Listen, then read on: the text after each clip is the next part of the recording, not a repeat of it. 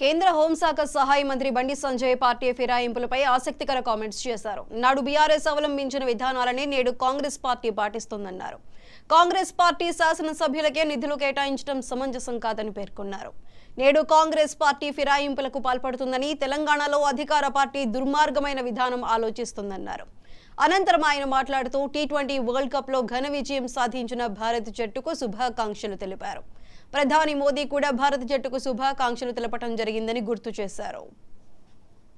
కాగా గత అసెంబ్లీ ఎన్నికల్లో ఓటమితో పాటు లోక్సభ ఎన్నికల్లో బీఆర్ఎస్ ఖాతా తెరవకపోవడంతో రాష్ట్రంలో ఆ పార్టీ కథ ముగిసినట్లు కొందరు విశ్లేషిస్తున్నారు. దీంతో అందులో ఉన్న ఎమ్మెల్యేలు పార్టీలో ఉంటే తమకు భవిష్యత్తు ఉండదని భావిస్తున్నట్లు తెలుస్తోంది. అందుకే కాంగ్రెస్ బీఆర్ఎస్ లో చేరేందుకు సంప్రదింపులు జరుపుతున్నట్లు సమాచారం. ఎక్కువ మంది ఎమ్మెల్యేలు కాంగ్రెస్ లో చేరేందుకు మొగ్గు చూపుతున్నారు. బీఆర్ఎస్ సీనియర్ ఎమ్మెల్యే మాజీ స్పీకర్ పోచారం శ్రీనివాసులు పార్టీని వీడి కాంగ్రెస్ లో చేరారు. తాజాగా చేవెళ్ల నుంచి గెలిచిన కాళీ యాదయ్య కూడా కాంగ్రెస్ పార్టీలో చేరారు.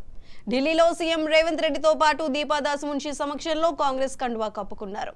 యాదయ్య చేరికతో బీఆర్ఎస్ నుంచి చేరిన ఎమ్మెల్యేల సంఖ్య 6కు చేరింది.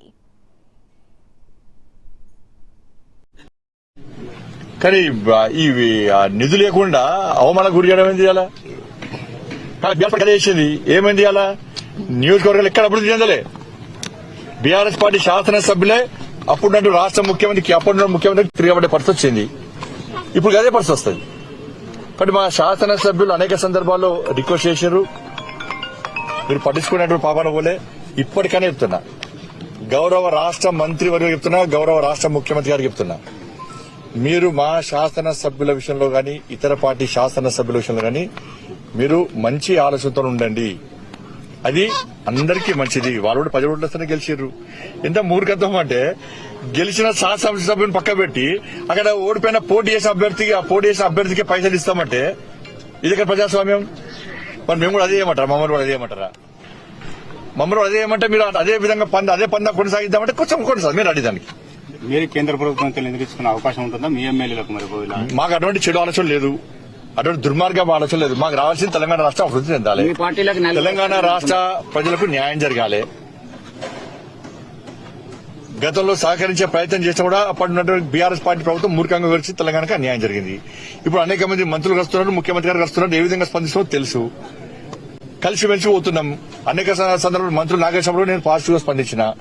సహకరించడానికి మేము సిద్దంగా ఉన్నాం. మా శాసనసభ్యులకు సహకరించడానికి, మా శాసనసభ్యులను గెలిపించడానికి, నియోజకవర్గ అభివృద్ధికి మీరు సహకరిస్తారా లేదా మీరు ఆలోచించి చెప్పండి. రాజీనామా చేసిన మా పార్టీలో సిస్టమ్ అది, మా పార్టీలో పాలసీ.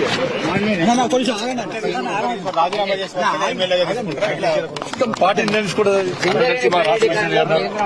సింగరేణి ప్రైవేటీకరణలో కేంద్రం కుట్ర చేస్తుంది అని చెప్పి ఆరోపణ చేస్తున్నారు. గతంలో బీఆర్ఎస్ పార్టీ 51% వాటా ఉన్న రాష్ట్ర ప్రభుత్వానికి కాదని, 51% వాటా ఉన్న రాష్ట్ర ప్రభుత్వానికి కాదని 49% వాటా ఉన్న కేంద్రము ప్రైవేటీకరణ చేసేటువంటి అవకాశం ఉందా? ఇది మళ్ళా చెప్తున్నా same to same BRS party ఏం తప్పులు చేసిందో బీఆర్ఎస్ పార్టీ నుంచి శిక్షణ పొందుతుంది. ఏది కాంగ్రెస్ పార్టీ సేమ్ పందం కొనసాగిస్తున్నది. అదే ప్రజా వ్యతిరేకత అట్నే చూడకుంటారు. ఇదని గుర్తుంచుకోవాలి. తెలంగాణలో జనసేనకు కలిసిపోతామని చెప్పి చెప్పిండు, బీజేపీతో కలిసిపోతాం అన్నారు. మరి ఆలోచన మంచిది కావచ్చు. ఇప్పుడు జనసేన అధ్యక్షులు వారు పవన్ కళ్యాణ్ గారు, వారి ఆలోచన వారు ప్రకటించారు.